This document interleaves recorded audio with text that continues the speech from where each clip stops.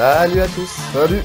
Bon, épisode 13 de Tatami Connexion, un épisode post-confinement. Donc voilà, ça fait longtemps qu'on s'est pas parlé. Ça fait au moins 3 mois. Ouais, peut-être même plus. Bon, ça a un peu cassé notre dynamique. On avait dit qu'on allait repartir sur de bonnes bases et puis finalement, On est reparti chez nous. on est reparti chez nous et on y est resté. Donc voilà, donc entre frustration de ne pas pouvoir tourner, et toujours pas d'ailleurs, parce que c'est dur de trouver des créneaux. Quand on est en salle municipale, ouais, c'est fini là. Ouais, donc c'est très très compliqué, fin de saison, donc voilà, on fait un appel à l'aide. Si vous tournez, n'hésitez pas à nous le dire Nous communiquer et nous inviter. les adresses. Donc, épisode qui va être sur l'actualité du moment, et la seule actualité qu'il y a en ce moment, et elle n'est pas des moindres, c'est le camp ADCC. Ouais. Donc qui est organisé par Thomas Loubersan et Nicolas Régnier. Donc on va essayer de débattre un petit peu de ce camp, voir un petit peu quels sont les bienfaits qu'on peut en retirer, si c'est quelque chose qui a son utilité ou pas. Donc voilà, et puis on peut commencer déjà pour dire déjà quelle est l'idée d'un camp, quoi. En général, les camps, on les voit surtout sur le circuit BJJF, à l'approche d'un gros événement comme les PAN, comme les mondiaux ou les Europes. Il y a un club d'une académie, enfin c'est chaque académie qui organise son camp, et donc toutes les personnes qui participent à la compétition viennent, se regroupent, et puis commencent à former une équipe. Donc créer une espèce de cohésion d'équipe, ça permet aux gens de se retrouver, les gens qui n'ont pas forcément l'habitude de tourner ensemble toute la saison. Et puis voilà, ça permet de faire vraiment une dynamique de groupe, quoi, sur une compétition. C'est exactement ça. Donc voilà. Là, pour le coup, pour les compétitions comme la DCC, il n'y a pas de logique d'académie, puisque de toute façon, il n'y a pas de classement par académie. Donc, ça permet aux Français là, de pouvoir De tous pour se une réunir fois, sans concurrence. c'est ça, dans une bonne ambiance conviviale pour faire justement ce camp ADCC. Donc, c'est vraiment une première. À ma connaissance, c'est une première en France. Je sais pas. Alors, je pourrais pas te dire. Qui a un camp comme ça pour un gros événement. Tu sais, 100% français. De mémoire, ouais. Ouais, je pense pas non plus que ça a été fait avant. Donc voilà, ça a été fait à l'initiative donc de Thomas Loubersan avec le partenariat de Nicolas Régnier. Voilà, Donc c'est il en Avenir a, Fight à Paris. c'est ça, à Tolbiac. Donc il en a beaucoup parlé là durant le confinement et même avant, parce qu'il avait fait le podcast de Clean Hugs. Et puis Même après, avant, il avait commencé à en parler. et puis C'était après, une voilà. idée. Puis Ouais. après, on a senti que ça devenait plus sérieux. Ouais, au fur et à mesure, et puis au fur et à mesure du temps, comme on a vu que ça commençait à prendre, que les gens avaient l'air d'être intéressés, donc ça s'est fait, et donc là on en est à la 4e semaine, ça fait un mois, donc première étape, d'après ce que j'ai compris, il y aura plusieurs camps en fait. Il y a eu un camp là au mois de juin, qui s'est prolongé cette semaine, donc dernière semaine, ensuite il y aura un camp en juillet, août et peut-être septembre. C'est ce que j'ai cru comprendre. En sachant que la DCC est en octobre, c'est ça? Que la T'as la DCC date exacte? est en octobre, j'ai plus la date exacte, mais c'est au mois d'octobre. J'avoue que j'ai pas regardé, mais je sais que C'est c'est au mois octobre. d'octobre. C'est au mois d'octobre. Ça, c'est une certitude. Donc voilà. En tout cas, l'initiative a bien pris et il y a eu pas mal de monde, ce qui fait qu'effectivement, il a prolongé sur les trois dates supplémentaires, donc avec cette semaine supplémentaire. Et je pense que ça se passe plutôt pas mal. Des retours qu'on en a eu et des vidéos qu'on a vues. Ça a l'air pas mal. Il y a du beau monde sur le tapis en tout cas. Ouais, il y a du beau monde sur le tapis. Peut-être pas assez, à notre sens. On aura l'occasion d'en Ouais. reparler. On verra ça à la fin. On verra. Donc déjà, si on faisait une petite rétrospective sur la DCC, avant justement ces idées de camp et tout ça, ça a été une compétition qui était un peu marginale pour les Français. Ça a été compliqué. Ouais, Ça a toujours été compliqué. Ouais, c'est pas la compétition qui a été le plus faite par les Français justement. Et par le passé, on a eu quoi? 3 personnes vraiment qui se sont qualifiées. Il y en a plus qu'on tentait les qualifications, surtout ces derniers temps, mais Alors, avec de peu de souvenirs, réussite. bon, déjà, sur et certain, on a Nicolas Régnier, Ouais, qui l'a fait plusieurs fois, qui a même été invité. oui, c'est le seul Français à avoir été invité à la DCC, ouais. Laurence Cousin Ouais, et Cassim Hanan. et Kassim Hanan. Et donc, force est de constater que jusqu'à maintenant, les résultats, ils n'ont pas été, pas été fous, dans le sens où Nicolas et Laurence Cousin ont passé un tour. C'est ça. Bon, même si Laurence Cousin, finalement, le fait qu'elle ait passé un tour, elle a perdu après, tu me disais, en demi-finale. Et elle a perdu en place de 3-4, donc elle fait 4e. Donc en termes de classement, c'est elle qui a été le plus haut. Mais sinon, Nicolas Régnier, il a perdu aussi au premier tour, je ne sais plus en quelle année d'ailleurs, mais contre Barrett Yoshida. Il a perdu. Il a passé le premier tour, pardon. Contre Barrett Yoshida, mais je ne sais plus, en quelle année. Je ne sais plus du tout. Et quand Takashima. Pas sa première participation, peut-être. Non. Deuxième, troisième. Ouais, je me demande si c'était pas celle qui s'était fait en Chine. J'ai le souvenir tatami jaune.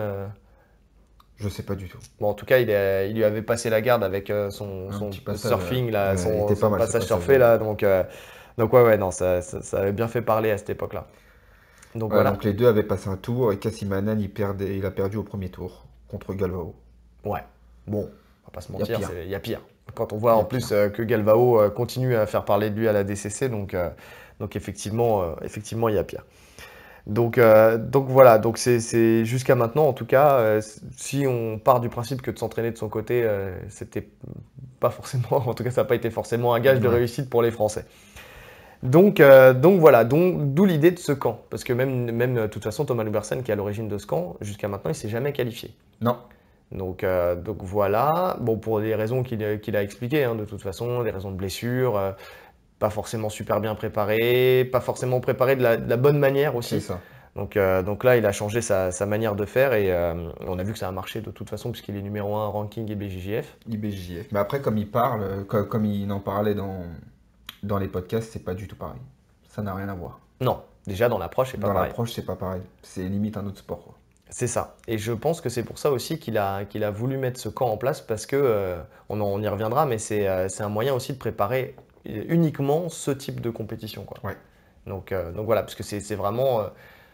je pense que ouais, il y a le grappling, il y a le jiu-jitsu brésilien et il y a la DCC. Je pense que c'est la seule compétition au monde, là, pour l'instant, où tu as cette manière de combattre. Ouais, je dirais même plus, c'est qu'il y a la DCC. Il y a la DCC, il y a les qualifs à DCC. Ouais. Je pense qu'en fonction de les qualifs Europe, les qualifs États-Unis, etc., c'est pas pareil. C'est pas le même jeu. Non, je pense pas non plus. Là, ça se passe en Moldavie, les qualifs Europe. C'est toujours dans les pays de l'Est. Donc là, c'est un pays de l'Est avec des gros lutteurs. Ouais. Alors maintenant, il y a des bons lutteurs partout, mais particulièrement en Europe de l'Est, c'est compliqué. C'est un autre jeu, ça marque vraiment toute la compétition. Ouais.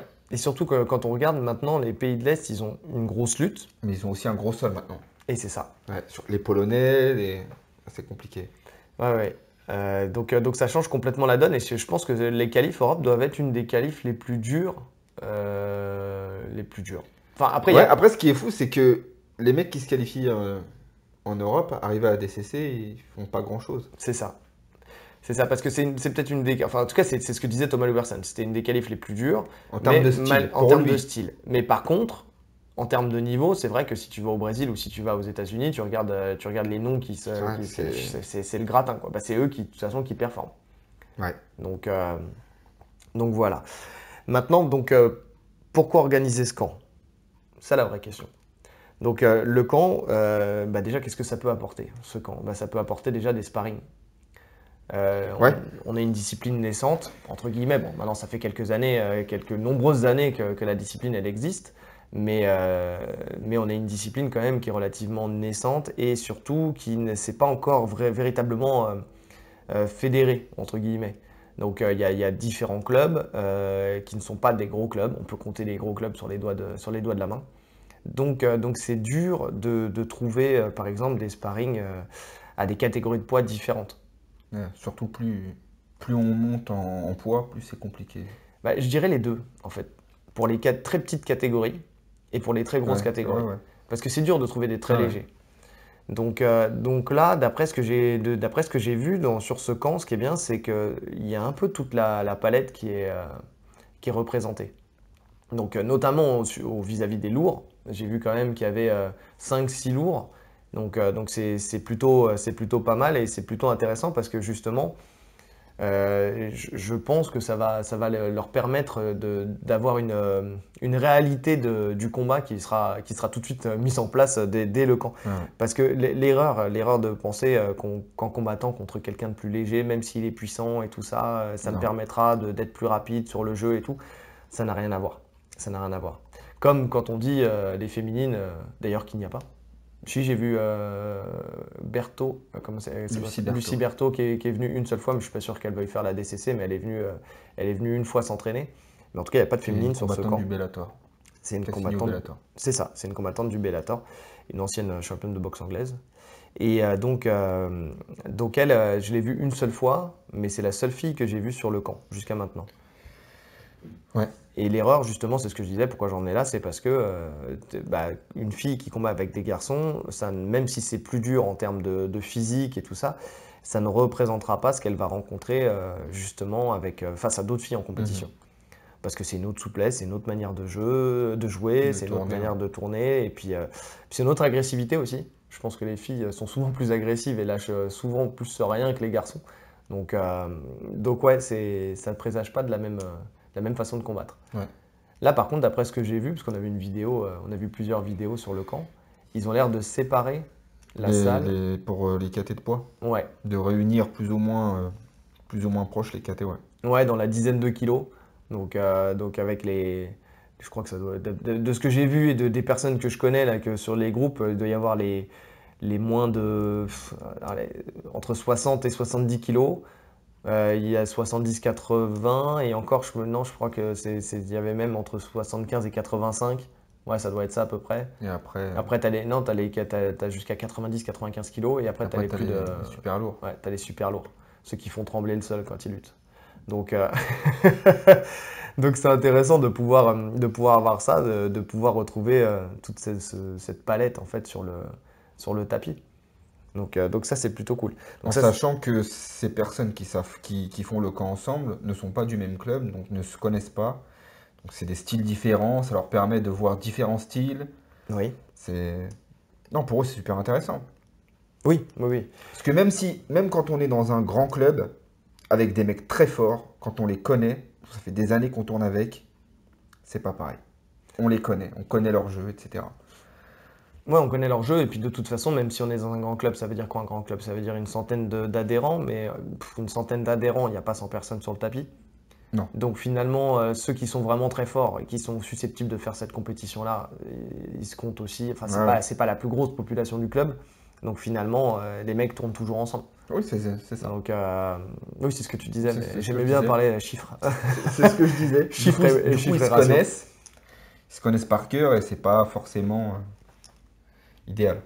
Non, c'est pas forcément idéal. Donc là, bon, même si en fin de camp, on va pas se mentir, ils vont apprendre à connaître leur style, mais enfin le jeu de chacun. Mais Ouais, bon, mais là c'est pas assez long pour ça. j'ai vu différentes photos et alors il y en a qui viennent une fois, qui repartent, il y en a d'autres qui viennent, etc. Donc il y a toujours des nouveaux sparring. Ouais, Alors il y a un noyau dur qu'on voit sur toutes les photos, mais à côté de ça, il y en a qui partent, il y en a qui viennent, etc. Il y a des mecs du MMA qui viennent. Donc ça apporte toujours des nouveaux sparring. ouais, mais je pense que c'est parce que justement, en fait, j'ai l'impression que ce n'est pas, et c'est ça, je pense que c'est la force de ce camp. Le camp n'est pas ouvert qu'aux personnes qui vont faire la DCC, mais il est ouvert en priorité à ceux qui font la DCC, mais la demande est que tous les gradés, tous les compétiteurs Ouais, c'est puissent ça. venir pour justement avoir du sparring, C'est et ça. du sparring qui se renouvelle. Donc, donc c'est bien. Après, bon, c'est sûr qu'il ne faut pas qu'il y ait trop de monde non plus, parce que sinon l'effet est inverse. Et d'après ce que j'ai cru comprendre des retours que j'ai eus, de toute façon, euh, s'il y a trop de monde sur le tapis, c'est ceux qui restent en priorité, qui doivent faire un nombre minimum de combats avant de partir, c'est ceux qui vont faire la DCC, au détriment des autres, mais ce qui est normal, Ce qui est puisque c'est normal, un oui. camp à Leur DCC. service. Voilà, bah, c'est pas un entraînement libre, c'est pas un open mat, donc voilà, si vous faites pas la DCC et que vous voulez aller sur ce camp, sachez que vous ne serez pas prioritaire et c'est logique. C'est logique. Donc effectivement, c'est vrai que ça permet d'avoir du renouvellement. Bon après, encore une fois, sur les très lourds et les très légers, le renouvellement, il est pas énorme non plus parce que c'est pas ce qu'on a en priorité sur C'est sur sûr. le circuit français. Donc voilà, donc ça c'est vrai que c'est le gros point positif, c'est ça, c'est de retrouver différents poids, différentes compétences, différents styles au même endroit. Donc ça, c'est plutôt intéressant. Après, je vois la deuxième chose qui peut être intéressante sur ce type de camp, c'est l'espèce de création d'une cohésion. Parce que bon, jusqu'à maintenant, les gens qui ont participé à la DCC, c'était des gens qui se connaissaient, en général. C'était essentiellement des gens qui venaient de la lutte à livrer, de ce que j'ai vu, ceux qui ont tenté les qualifs jusqu'à maintenant. Ouais, il y a sûrement des mecs du JB aussi, hein. Il y en Samuel avait, Monin, Samuel Monin les a tentés. il Je les crois a... même qu'il perd en finale. D'accord. Ouais, mais d'ailleurs, je pense qu'il va les retenter encore cette fois-ci. C'est- Il a c'est- participé au camp, je l'ai vu. Ouais, Une c'est fois. possible. C'est possible. Oui, oui, oui, Une fois. j'ai vu les photos, ouais. Une fois, il y était. Donc c'est possible. Ouais, non, non, mais je dis pas, il y en a qui ont, du JB qui ont participé, mais si on regarde en proportion, on va dire c'est du 90-10, quoi. J'ai l'impression qu'il y avait 90% de gens qui faisaient pas du jiu-jitsu brésilien, mais de la lutte à Sur ces livrer dernières années, sur peut-être. ces dernières années, Ouais, ouais. Ouais. Donc, et je pense que c'est dû ouais. au style et au règlement. Et c'est ça qui est paradoxal, c'est pourquoi en France, bah, d'ailleurs ça peut élargir un peu le sujet, c'est pourquoi aussi en France la DCC attire essentiellement les gens de la lutte à livrer, là où dans le monde, bah, ils se posent pas la question, quoi. C'est les mecs du jiu-jitsu brésilien. Donc, Ouais, bah déjà, ouais. non, mais J'ai perdu le fil. et d'ailleurs c'est des mecs du jiu-jitsu brésilien qui gagnent Oui, et ça, oui. Bah, quasi tout le temps. quasi tout le temps. Donc voilà, ouais, en fait, la France serait le pays, le meilleur représentant de la lutte à livrer sur cette compétition, si le niveau venait à augmenter, Ouais, puisque c'est essentiellement eux qui participent à cette compétition. ouais, ouais. Donc c'est pas mal.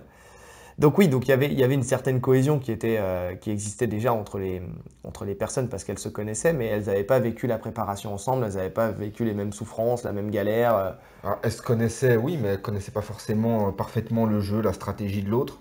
Oui Donc, ils aussi, pouvaient ouais. pas se coacher. Là, vraiment, tout le monde va connaître tout le monde.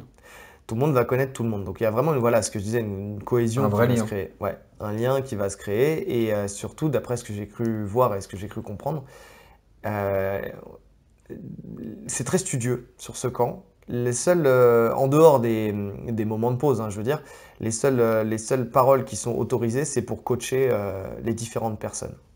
Donc on peut choisir, d'ailleurs sans animosité aucune, hein, c'est-à-dire c'est pas je coach mon pote parce que je veux qu'il gagne, mais je coach un des deux qui combattent, par exemple, parce que voilà, je veux lui apporter un soutien directement à partir de ce camp. Je pense que l'idée de base du camp de cohésion, elle a été tout de suite comprise par les gens qui l'ont intégré. Donc bah, peut-être parce que aussi il y a beaucoup de gens de la Inner Fight. Donc finalement vu qu'il y a pas mal de Ouais. monde qui Il se y a connaît un noyau déjà, dur déjà. voilà. Donc les gens se sont greffés à ce noyau et donc se sont pris au jeu. Mais en tout cas, j'ai l'impression vraiment que le coaching, enfin, le fait de coacher les différentes personnes, les différents protagonistes, ça permet aussi d'appréhender, donc de faire attention au jeu de chacun et de pouvoir si besoin est, le jour de la compétition, être là et pouvoir se soutenir si jamais le coach bah, il est pris sur un autre Ouais. tapis. Donc ça, c'est pas mal, c'est pas mal. Puis même, je pense que ça permet aussi de se connaître parce qu'on a tous notre façon de voir la compétition, nos petits rituels, nos petites manières d'appréhender une compétition. Et le fait de se connaître aussi, ça peut permettre aux gens bah, justement de voir si le mec il est bien dans sa compétition ou pas. Aussi. Dans sa manière, Ouais. dans ses rituels, dans sa façon de combattre, dans ces trucs-là. Donc c'est plutôt intéressant. Et puis c'est un soutien mental aussi, hein. On va pas se mentir, quand on arrive à beaucoup dans une compète, c'est toujours plus facile que quand on arrive tout seul, surtout dans un pays étranger. Bien sûr. Donc le fait d'arriver en groupe, d'être assis tous ensemble, de se motiver tous ensemble, ça compte énormément. Ouais, je suis d'accord. Je suis d'accord. Donc c'est pour ça que je pense que cet effet cohésion là comme ça, c'est plutôt intéressant et je pense que ce sera une grosse force pour le jour de la compétition. En plus de ça, il y a, ça j'ai oublié de le noter, mais il y a aussi toute la partie prépa physique parce que on a vu sur les premières vidéos, il y avait Rémi Physiosport aussi qui était là. Donc je pense qu'il y aura aussi tout un volet préparation physique, préparation mentale qui sera fait aussi pour ce camp.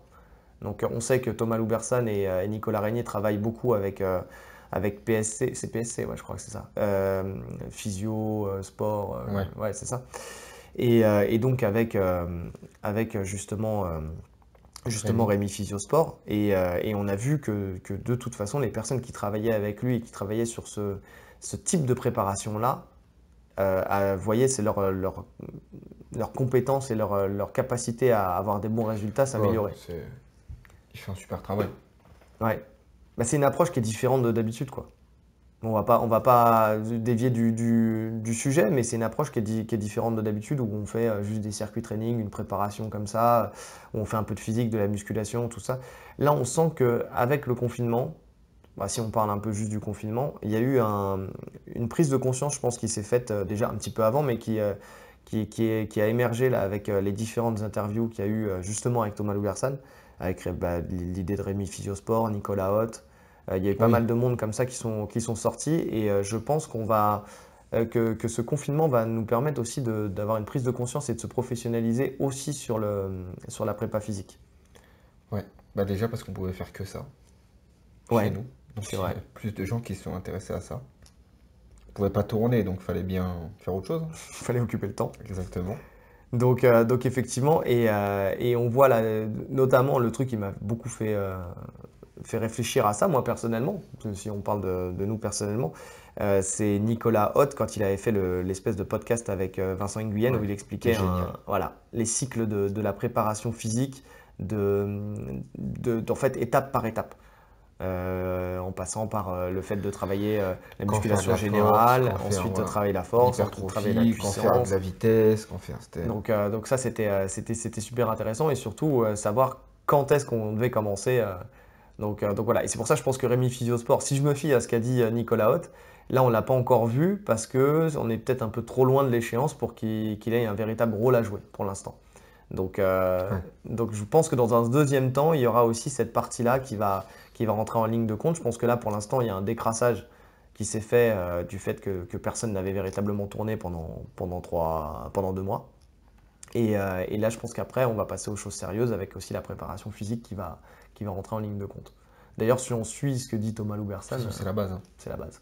Ouais. C'est même l'essentiel de son travail, lui, sur cette saison-là où il a performé. Il disait plus de 70% de prépa physique. Il a Ah ouais. tourné Bah, de toute quelques façon, il fois. n'avait pas le temps de tourner. Parce qu'il rentrait, il repartait direct. Non. Ouais, mais là, ça se trouve, il a tourné plus que certaines personnes en compétition sur la saison. Il n'a pas beaucoup tourné pour lui, tu sais. Mais pour pas mal de monde, c'était déjà beaucoup. Donc voilà. Ensuite, l'autre avantage de ce camp, à mon sens, c'est que c'est un endroit qui est dédié à la préparation de cette compétition. Ouais. Parce que, on l'a dit, la DCC, c'est une compétition avec un règlement qui est à part.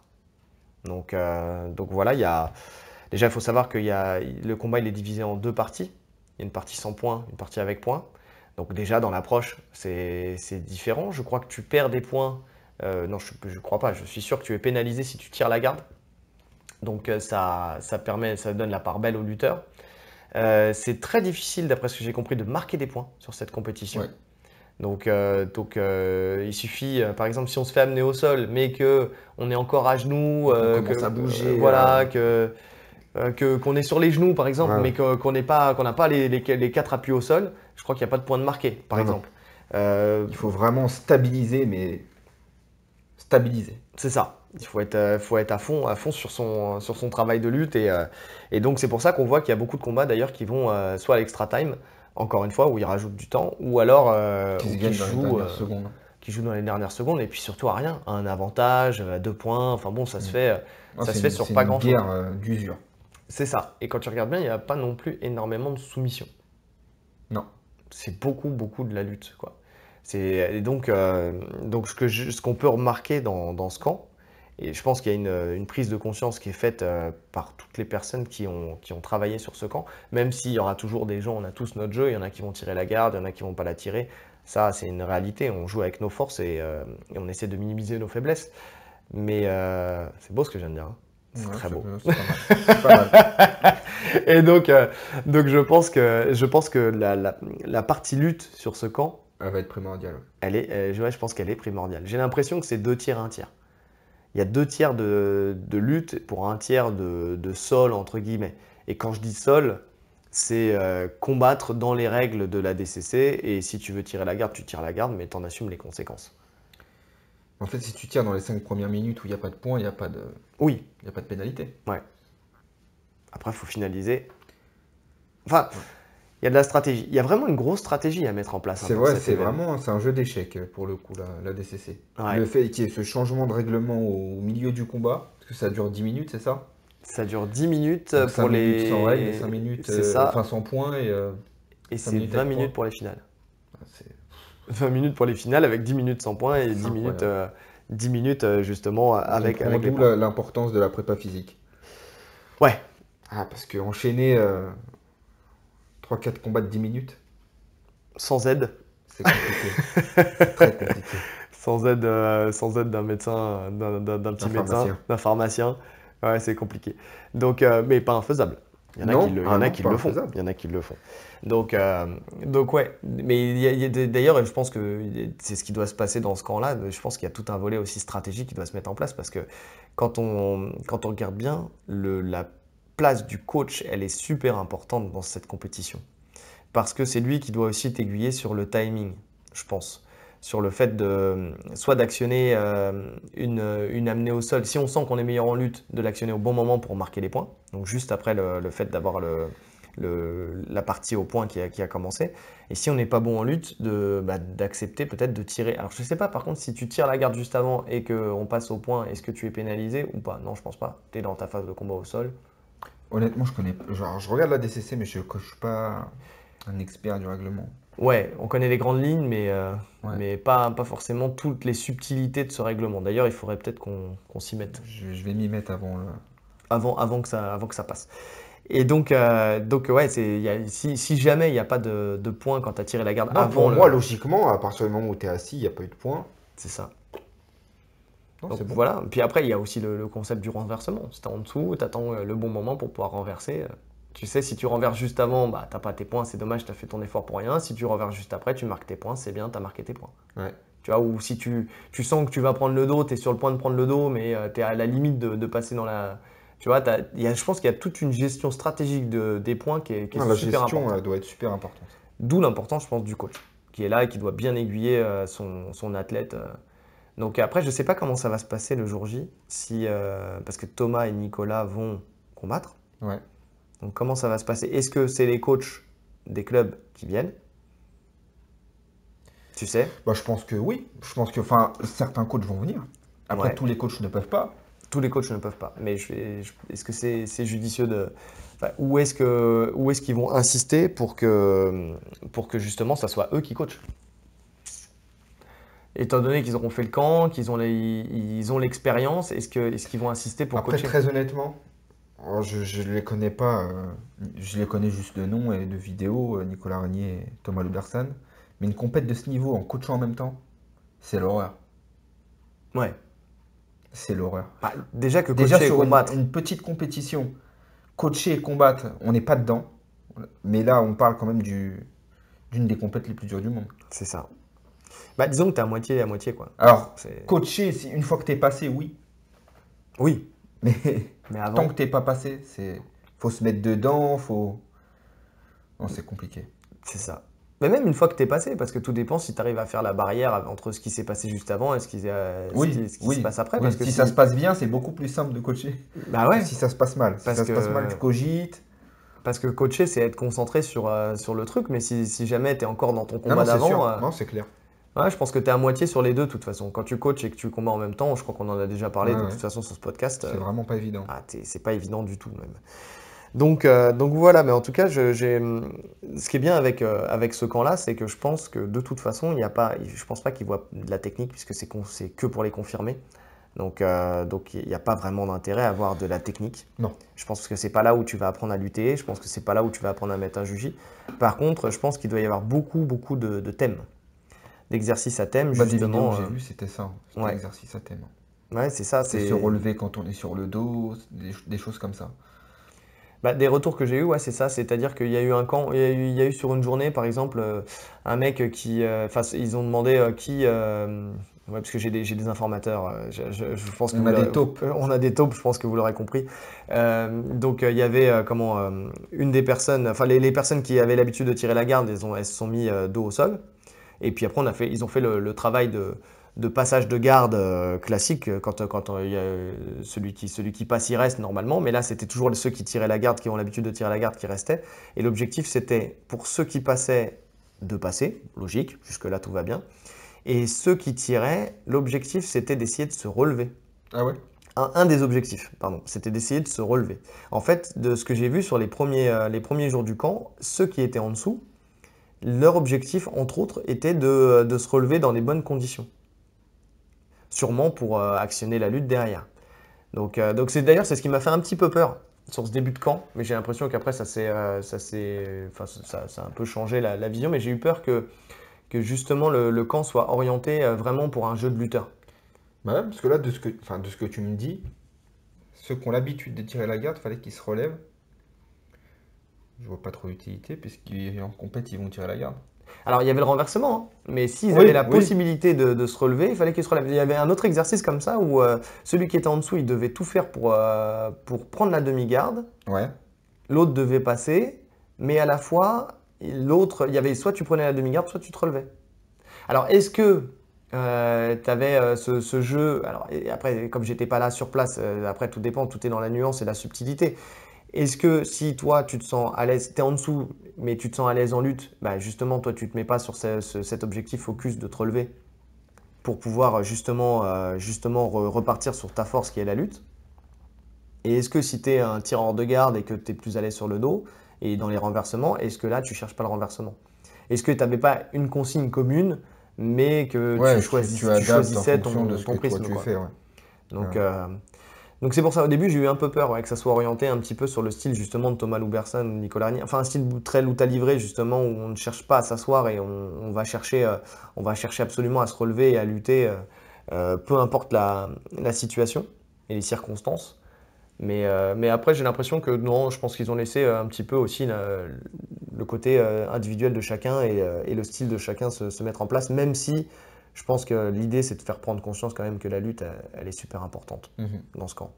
Enfin, dans cette compétition. Donc, euh, donc voilà, ouais, j'ai vu que de toute façon, c'était du crescendo. Enfin, tu sais, c'était des exercices à thème où on va chercher d'abord à aller taper derrière la jambe de l'adversaire pour montrer que voilà, qu'on a la possibilité d'aller la chercher. Ensuite, il y avait la possibilité de venir et de faire des petits balayages en plus. En fait, j'ai l'impression qu'à chaque fois, ils rajoutent, tu sais, au début, on peut aller chercher que les jambes, ensuite, tu rajoutes en même temps les petits crochetages, même si tu fais pas tomber, mais juste montrer que tu y es, que tu as ta distance et tout ça. Et ensuite, venir saisir la tête, et pour finir après sur des combats de lutte, mais lutte adaptée au grappling, Avec la donc guillotine. avec la guillotine. Et surtout, quand je dis lutte adaptée au grappling, c'est-à-dire pas une lutte de lutteur, mais une lutte adaptée au grappling, comme on peut voir avec Galvao justement et tout Ouais, ça. une lutte Donc, simple. lutte simple où tu vas chercher essentiellement le single leg, ou tu vas chercher à aller à passer ceinturé dans le dos pour aller prendre le dos derrière. Donc, ou alors venir saisir la tête et sprawler, tu vois, La lutte où l'adversaire. tu prends le moins de risques possible, quoi. C'est ça. Donc de ce que des retours que j'ai eus, c'était vraiment cet objectif-là. Et non pas en interdisant le double leg, mais en faisant prendre conscience aux gens. Je crois que c'est Thomas Louberson qui en a parlé sur un de ses camps. J'ai vraiment de bons informateurs, je vous le dis, hein. Que le double leg, si on regarde le taux de réussite dans le grappling, il est très très faible. Et que si on n'est pas un lutteur hors pair qui maîtrise cette technique, qu'il fallait limite la mettre de côté. Ah, Donc, j'aime bien le double leg, moi. Quand je le mets sur des mecs de 40 kilos, ça passe bien. Ah, j'aime bien. quand je le mets sur mon fils, c'est Ouais, génial. j'ai réussi à chaque fois. Non, mais Non, mais je vois, je comprends l'idée, ouais. tout le monde n'a pas un physique pour faire des double legs, Je comprends l'idée. tu vois. Si t'es petit, ramassé, tout ça, tu auras plus de facilité à faire un double leg Ouais, c'est que vrai. si t'es grand et élancé. Ça veut pas dire que tu n'y arriveras pas, Ouais, ouais. mais Alors que le tu single leg, t'exposes. tout le monde peut le faire.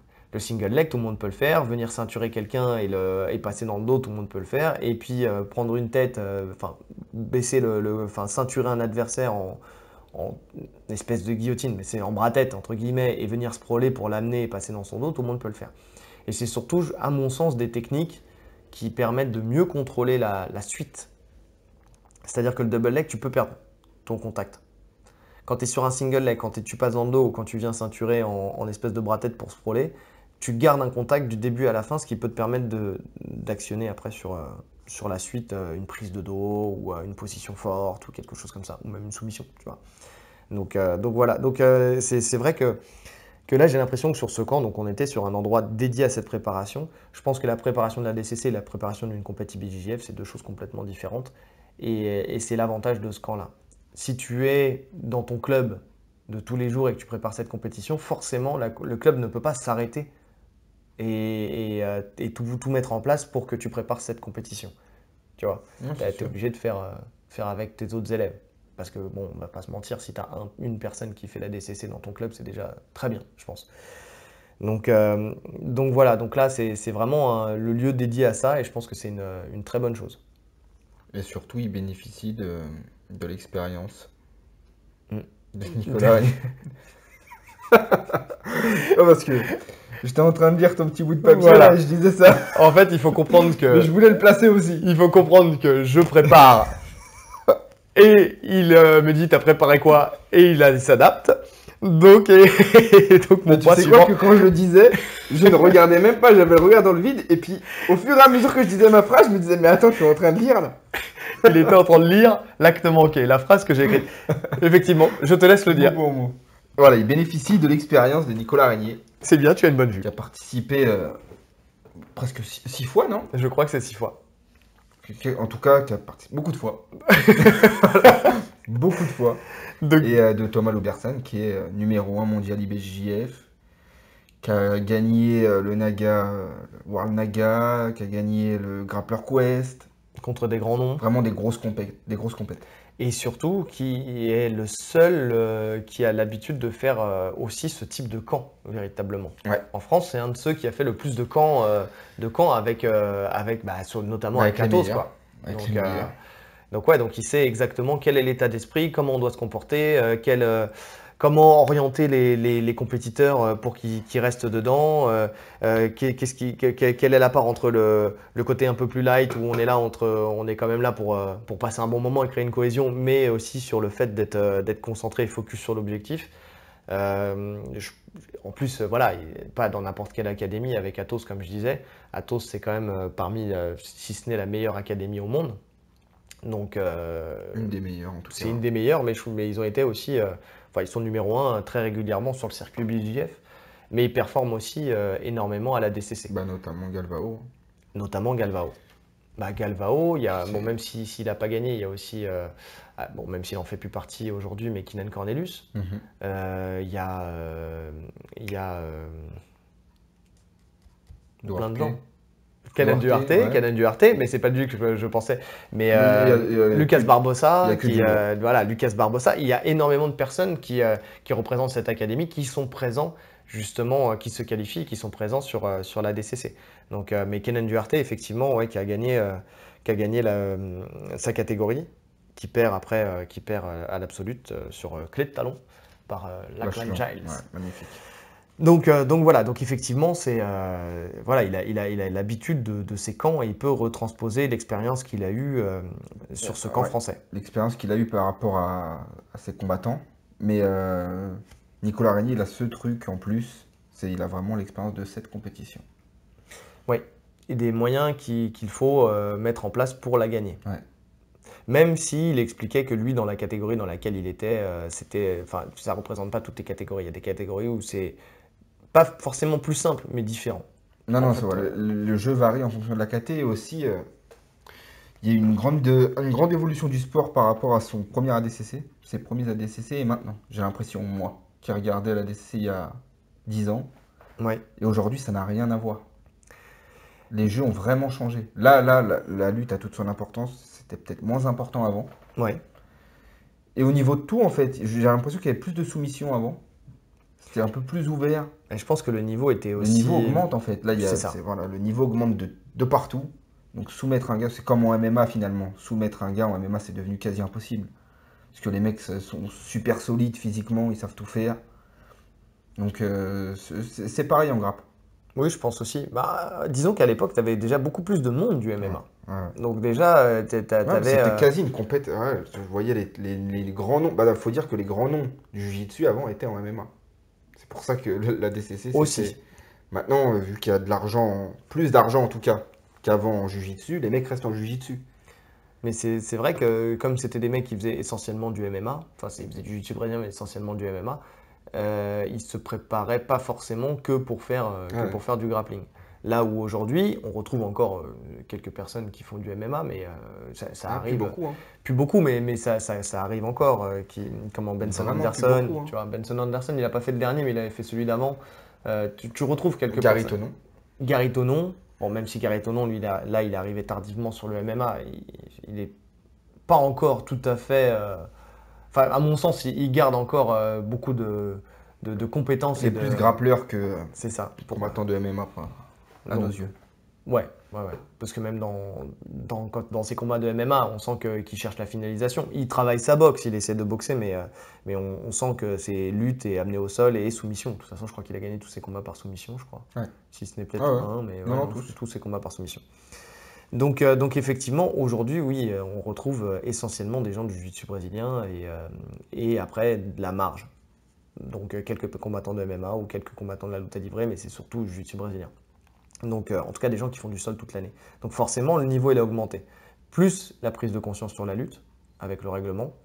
Donc les mecs sont de plus en plus forts au Tout le niveau monde est lutte. fort en lutte maintenant. Voilà. Il n'y a plus il y a plus de secret, une condition physique de dingue, une lutte de dingue, ce qui fait que il y a beaucoup moins de soumission parce que déjà c'est beaucoup plus dur d'amener au sol. Donc, et de garder une position. Donc c'est pour ça. Mais il n'empêche que quand même ces deux personnes-là ont une expérience qui est En tout très cas, très une expérience forte. du très haut niveau. C'est ça. C'est ça. Et puis en plus de ça, on va pas se mentir, c'est deux personnes de la lutte livrée qui, et on le répète, je pense que la lutte livrée aujourd'hui, dans l'approche, en tout cas, on va dire en France, les gens qui pratiquent la lutte livrée à un haut niveau ont un style qui se rapprochera le plus de celui qui est nécessaire pour faire la Performant. DCC. Ouais. Donc voilà, parce que nous, on n'a pas encore cette culture de la lutte. Elle commence à venir, mais on n'a pas encore cette culture de la lutte. D'ailleurs, on le voit, ne serait-ce qu'avec le règlement de la FFL, qui a vu ses rangs se vider quand il a commencé à mettre en place des points. D'ailleurs, maintenant, c'est 2 points. C'est plus un point, c'est Pour 2 le points. tirage de garde. Pour le tirage de garde. Ouais, j'ai vu ça. Donc, donc voilà, je pense qu'en France, on n'est pas encore. C'est dommage parce que d'ailleurs, on est une grosse patrie de la lutte à la base, mais pourtant, dans le grappling et le jiu-jitsu brésilien, on n'a pas assez de passerelles avec la lutte pour pouvoir faire de nous de bons, très bons lutteurs. Moi je dirais pas qu'on est une grosse patrie de la lutte, hein. À la base, ah si, Pourquoi, là-bas? historiquement, on est des grands lutteurs Ah bon en Toi, France. t'es un grand lutteur. Je parle pas de moi, je parle pas de moi. Non, mais pour moi, non. Mais si, on a même un roi de France qui avait battu un roi d'Angleterre à la lutte. Et ouais, mon gars. Ah, mais ça, c'est l'histoire. Mais je t'invite d'ailleurs à écouter Ronin Knowledge avec un des premiers épisodes Oui, où j'avais écouté. ils avaient Alors, évoqué. il y a très longtemps peut-être. Mais moi, je te parle dans le sport moderne. Là, c'est sur les dernières années. Là, j'ai l'impression que ça remonte un petit peu. La lutte revient un peu à la mode, j'ai l'impression. C'est peut-être qu'une impression, hein. Ah, Mais moi, je te parle sur les 20-30 dernières années, là, au niveau olympique, etc. Le niveau, il est pas fou, hein. le niveau, il est pas fou parce qu'il est meilleur ailleurs, mais parce qu'il est meilleur dans le. Ah oui, Non, mais. ce que tu vas te dire, en fait. Non, mais c'est pas ça. C'est-à-dire que les mecs, ils ont plus d'expérience. On en a déjà parlé de la Oui, professionnalisation, du fait qu'aux États-Unis, ils commencent au lycée, tout ça. Non, mais forcément Et donc, qu'il y a un bon niveau comparé au grappling, puisque les mecs font que ça. Mais je veux dire, notre niveau en soi, en lutte, pour moi, hein, personnellement, c'est mon avis, c'est justement le point faible de la France. Même en MMA. Alors là, ça commence à monter, j'ai l'impression. Ouais, ça Ça commence. commence à revenir. À Les gens revenir. ont vraiment compris l'importance de la lutte. Mais parce Donc que là, il justement, commence à y avoir des passerelles. je pense qu'on a. Mais voilà, tu vas dans mon sens. C'est-à-dire il y a une forte compétence en lutte en France, mais cette discipline, elle est boycottée. Elle n'a pas été, elle vendait pas du rêve et c'est pas celle-là qui a été faite en priorité en France. Ah ouais. Alors qu'on a des très grosses compétences en lutte. Mais justement, le fait qu'il commence à y avoir une prise de conscience, il y a peut-être plus de passerelles, plus de gens qui vont venir justement enseigner la lutte pour le MMA, enseigner la lutte pour le grappling, pour le jiu-jitsu brésilien. Et donc ça permettra de faire augmenter le niveau français parce qu'il y a une prise de conscience. Mais la lutte livrée a toujours eu cette prise de conscience parce que c'est dans leur ADN. Donc ils ont toujours fait de la lutte, Ah ouais. donc proprement ou pas, mais ils ont toujours lutté. Et ils aiment ça en plus. Et ils aiment ça. Mais ils ont une lutte qui est de toute façon, quand on dit proprement ou pas, elle est adaptée Au au MMA et au au grappling. MMA et au grappling, ouais. Donc voilà. Donc tu vois qu'on s'accorde. Tu vois Ah qu'on ouais. est sur la même Non, longueur d'onde. on est plus ou moins d'accord. Donc voilà. Donc effectivement, c'est une bonne chose que ça soit eux qui aient mis ça en place. Mais voilà. Mais par contre, ce qu'on peut déplorer justement à l'inverse, c'est que j'ai l'impression que les habitués du circuit BJJF qui font de grosses compétitions n'ont pas forcément adhéré à cette idée de camp. Et même, ne serait-ce que si on va par extension à la DCC. J'ai pas l'impression que ça sera des gens qui vont Ouais, tester la DCC. c'est plutôt ça. Alors, à voir. Peut-être qu'ils vont le faire. J'ai hâte justement de savoir ça. Peut-être qu'ils vont faire la DCC sans avoir fait le camp. Peut-être, Peut-être qu'ils vont. Peut-être que c'est la DCC en soi qui. Alors, peut-être que c'est le camp qui les intéresse pas. peut-être. Peut-être que c'est la compétition en soi qui les intéresse pas. Ouais, parce que moi, en fait, il y a un truc qui m'interroge, qui m'intrigue sur le monde du jiu-jitsu brésilien Interloque. français, qui m'interloque exactement. C'est que quand la DCC vient de passer, ou quand on est proche de la DCC, mais je parle pas des qualifs, vraiment de la DCC, alors là, Il y a on une commence euphorie, oui, tout le monde commence à vouloir parler de clé de talon, quand tout le monde met son petit legging et commence à travailler en grappling. Tout le monde veut gagner la DCC, mais personne ne veut le faire. Ouais, c'est un peu ça. C'est vrai, C'est-à-dire que quand on arrive au moment de l'échéance, j'ai l'impression que les gens, ils sont là, ouais, mais non, mais je sais pas, bah non, mais c'est Ouais. peut-être. Alors, on peut pas dire que c'est parce que ça se passe en Moldavie, parce qu'ils ont l'habitude de faire les circuits BJJF un peu partout. Est-ce que c'est parce qu'au final, ils prennent conscience que c'est C'est pas fini. dans leur style, Ouais. et donc que ça sert à rien de se déplacer en sachant que ça sera compliqué de gagner? Ou est-ce que c'est aussi la crainte de la clé de talon aussi? Tu sais, de se blesser De la blessure, ouais. sur cette compétition-là et de ne pas pouvoir justement faire leur compétition EBJF ou Abu Dhabi, tu vois? Donc c'est peut-être ça aussi. Moi, je sais pas si c'est la crainte. Ouais, non, je pense que c'est pas quelque chose qui les intéresse. Ouais, mais pour quelle raison? C'est ça, la vraie Déjà, question. les pros kimono, ils sont pas trop nogi à la base. Il y a des clubs où ils font Il y les en a beaucoup deux. quand même qui font que du kimono. Ouais. T'as des clubs où Alors, ils font les deux. enlever le kimono pour se retrouver contre des monstres en nogi, c'est compliqué.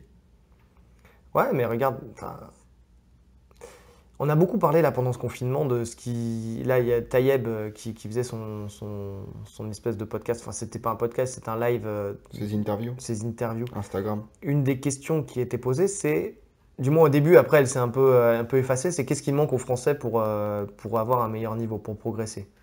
Donc déjà, on peut dire que ce type d'initiative, ça manquait, déjà pour commencer. Mais je pense que casser les limites, quoi, aussi, passer ses limites. C'est-à-dire dans le sens où aux États-Unis, au Brésil, ils ne se posent pas la question.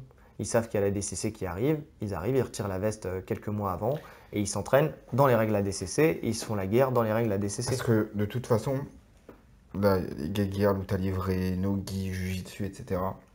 La compète ultime du sol, c'est la DCC. C'est la DCC.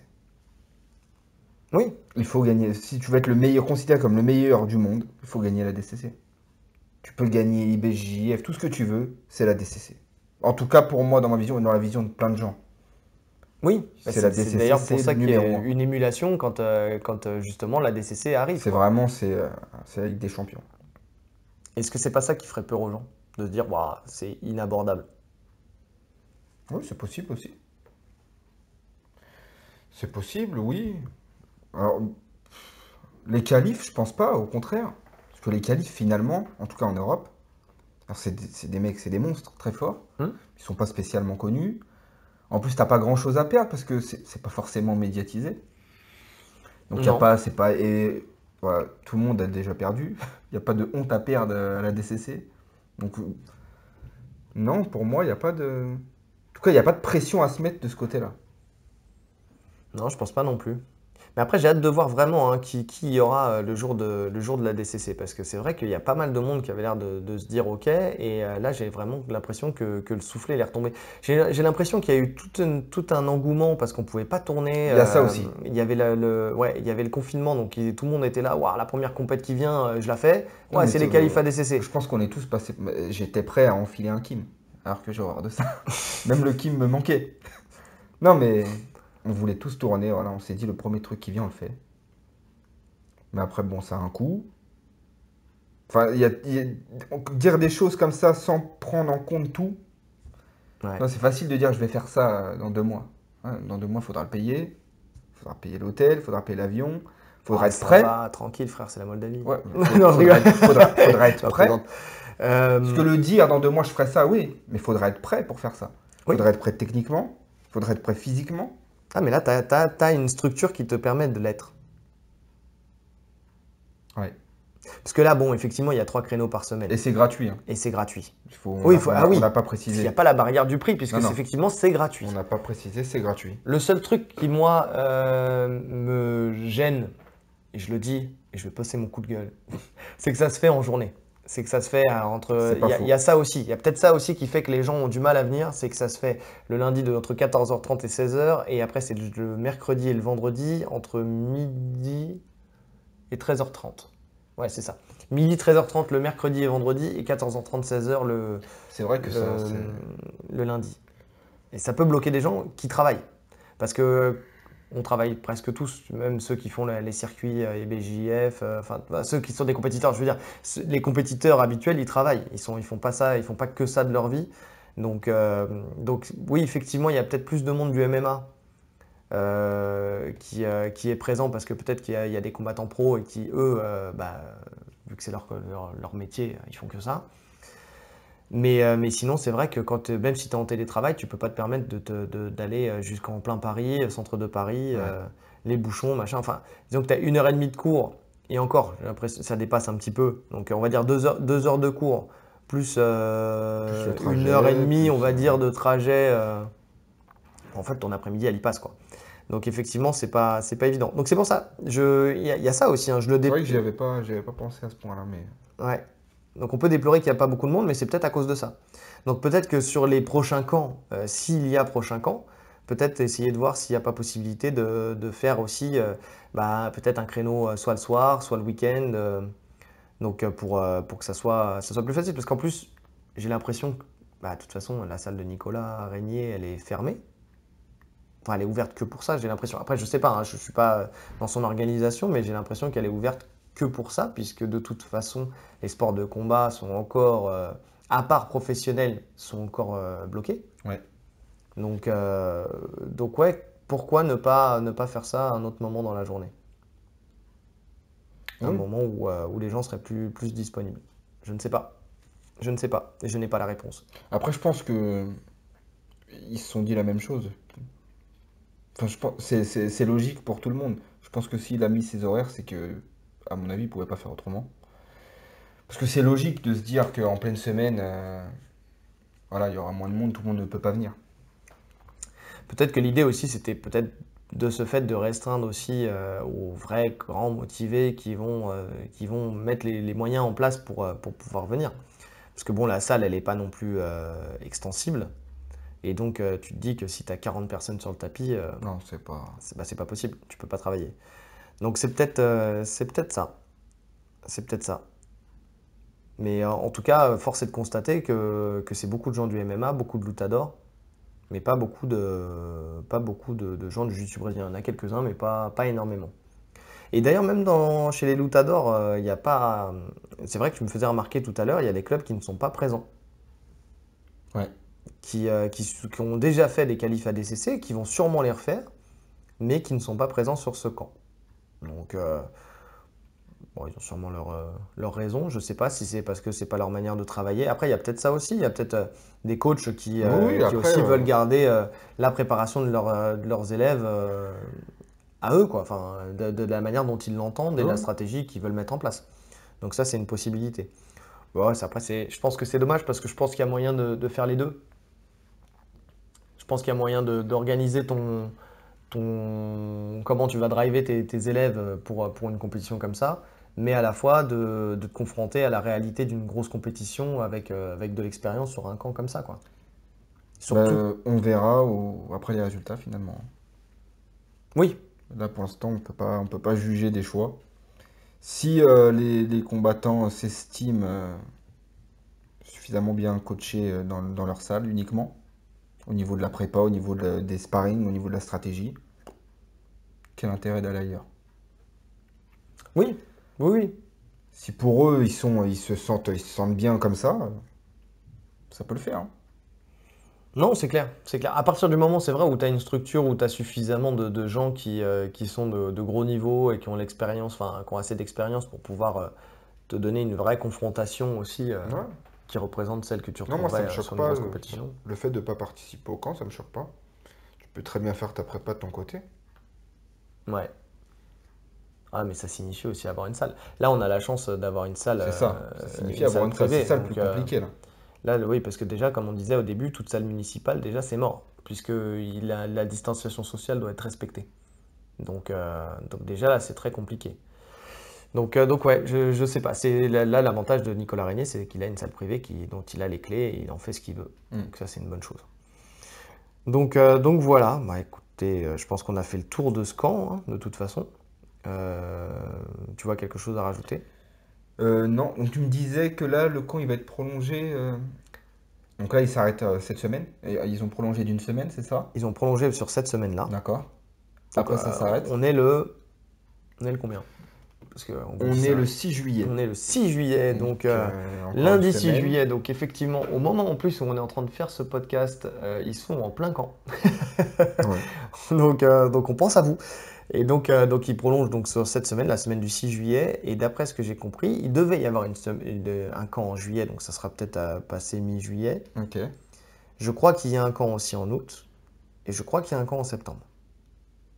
Ok. Donc en fait, il y a un camp par mois. Et après, les gens s'entraînent de leur côté, je Et pense. toujours Winner Fight. Et toujours au NR Fight.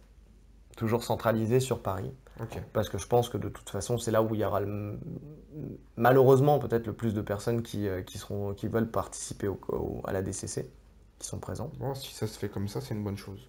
Ouais. Parce que moi, j'avais pas. J'avais zioté un peu, j'avais pas compris ça. J'avais compris qu'ils faisaient uniquement ce camp-là, là. Et qu'après, Thomas Loubersan, il redescendait dans le sud, finir sa prépa là-bas. Non, mais je pense qu'il va faire des allers-retours entre le sud et Paris, justement, pour lui aussi pouvoir se préparer correctement. Parce que le fait d'animer ce camp, je pense pas qu'il se prépare, lui, à 100% sur ce camp. Je pense que sa préparation à lui, elle se fera à côté.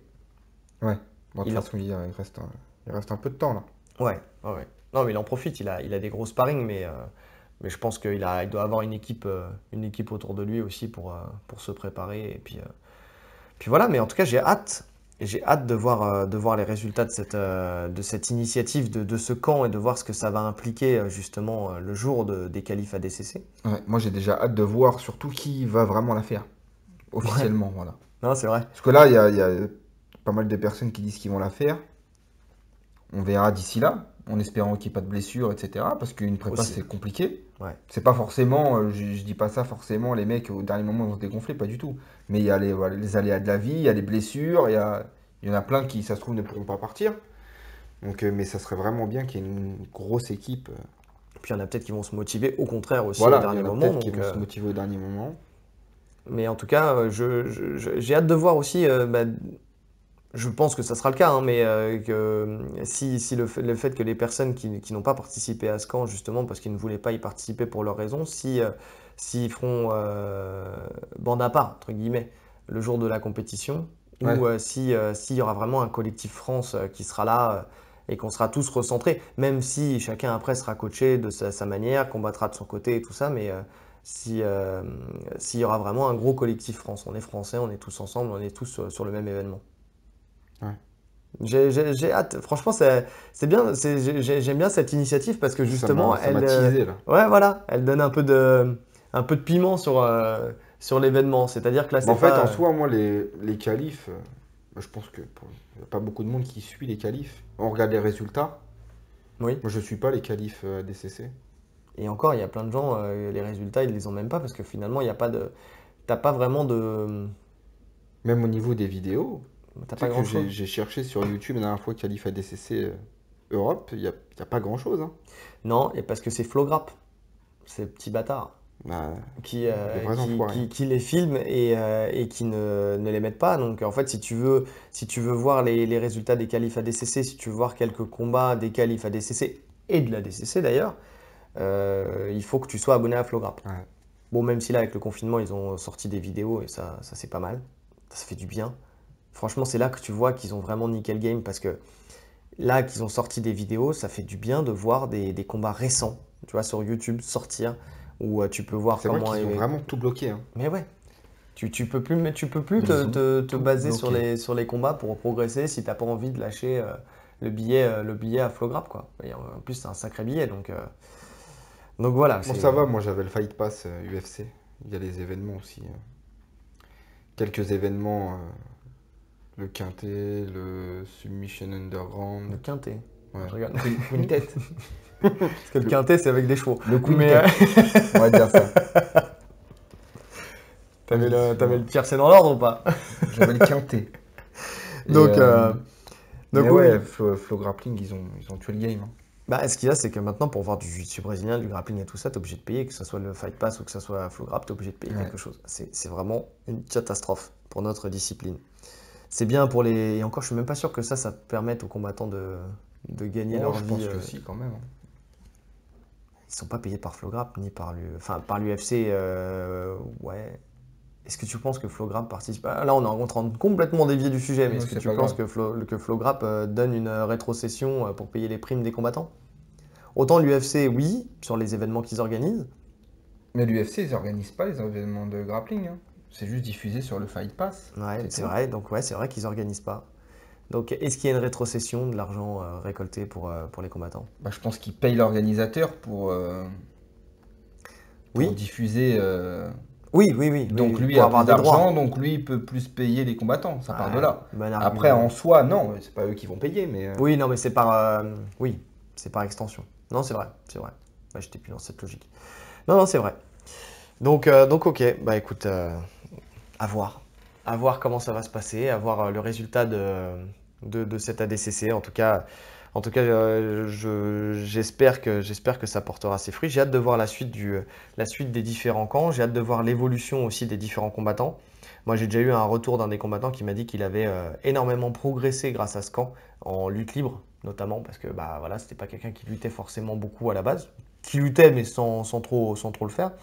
Et donc ouais, il a vu le avant-après, quoi. Il a vu le changement dans son style. Donc je pense que c'est bénéfique. Moi, franchement, je vois plus de bénéfiques à ce camp que de négatifs. Donc, surtout qu'il n'y a pas vraiment une volonté de récupération des Bah, combattants. moi je vois que du bénéfique, hein, Ouais. en soi.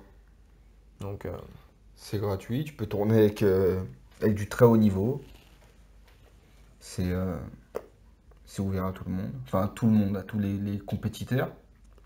pas que, à tous les Pas que, gradés. mais voilà, à tous les. Quand À, je dis à compétiteurs, tous les confirmés. ouais, à tous les En fait, c'est confirmés. à tous Voilà, les confirmés. c'est le mot qui me manque. C'est vraiment ça. Si tu es confirmé et que tu veux t'entraîner, tu y vas. Si tu es débutant, bah, c'est pas la peine d'y aller parce que d'une part, tu pourras pas rester, déjà, Et pour même pour commencer. toi, en fait, il n'y a pas grand intérêt. Et pour toi, il n'y a pas grand intérêt parce que de toute façon, tu vas pas t'y retrouver parce que tu vas te faire rouler dessus. Enfin, s'ils te laissaient rentrer, tu te ferais rouler dessus pour rien, quoi. Donc ça sert à rien. Non, non, non, c'est vraiment un truc pour les confirmer. De toute façon, il faut contacter soit Nicolas, soit Thomas pour y participer. Donc c'est eux qui donnent l'accord. Donc voilà, et l'accord se fait uniquement sur le niveau et pas sur le club ou qui tu es ou ce que tu représentes. C'est vraiment sur le niveau. Donc voilà quoi. Non, bah, à voir. Suite au prochain épisode. Et bon, j'espère que le prochain épisode, ça sera pas pour nous quand je dis Le prochain prochain épisode. podcast, ça veut dire que Parce que là, il y c'est a dans quelques 3 4 mois, mois. là. Ah ouais. Donc voilà, mais après, on va pas se mentir, il y a une réalité et c'est pour ça que les podcasts se sont un peu arrêtés. D'ailleurs, pour tout le monde, c'est parce que bah, comme il n'y a pas d'actualité, c'est difficile de trouver des sujets Bah, aussi. déjà, il y avait le confinement. Ouais, On s'est pas vu pendant un petit moment. Et puis le manque d'actualité, ouais. ouais, ouais. D'ailleurs, on avait hésité avant de faire ce podcast-là à faire un podcast sur le confinement justement. qu'est-ce que ça vous a apporté? Est-ce que vous avez réfléchi différemment sur sur votre discipline? Ouais. Est-ce que vous avez pu reprendre? Est-ce que vous avez Travailler autre chose pendant travaillé le autre chose? confinement. Est-ce que vous avez bravé le confinement pour vous entraîner aussi Ouais. pour certains? Oui. Donc voilà, si jamais ça vous intéresse qu'on parle de ça, il nous faut des cartes. Donc n'hésitez pas à nous faire des commentaires, des retours et tout ça sur comment vous avez vécu la chose. Nous, on l'a vécu d'une certaine manière, mais c'est pas forcément de la manière dont les autres l'ont vécu. Donc n'hésitez pas à nous donner vos frustrations, à savoir aussi si ça va faire évoluer votre vision de votre discipline aussi sur l'après, Mhm. votre réflexion. Moi, je sais qu'il y a plein de choses dans ma tête qui ont mûri et que je vais changer. Euh, donc voilà, et surtout, est-ce que vous pensez que vous allez être meilleur ou moins bon après? Parce que quand on revient d'une blessure, on se dit souvent, ou d'un arrêt forcé, on passe un cap parce que justement on a tellement mentalisé la discipline qu'on passe un cap. Est-ce que ça sera le cas pour le confinement ou pas? Donc n'hésitez pas à nous faire un retour là-dessus. Ouais, parce que finalement, c'est comme si on revenait de blessure, là. Pour ceux qui n'ont vraiment pas tourné, Ouais, c'est un retour de blessure, quoi. C'est 5-6 mois. sauf que c'était la planète qui était blessée. Voilà. Oh là là, quel beau. Ah mais Vraiment, j'adore. sur ces belles paroles. Ah mais je pense qu'on peut clôturer le podcast là-dessus, hein. Hein, je pense aussi. Ouais. Bah écoutez, il nous reste à vous souhaiter une bonne journée Ou une bonne soirée. en fonction de l'heure à laquelle vous nous écoutez. Et on se retrouve très bientôt pour un nouveau podcast de Tatami Connexion. Salut à tous. Salut!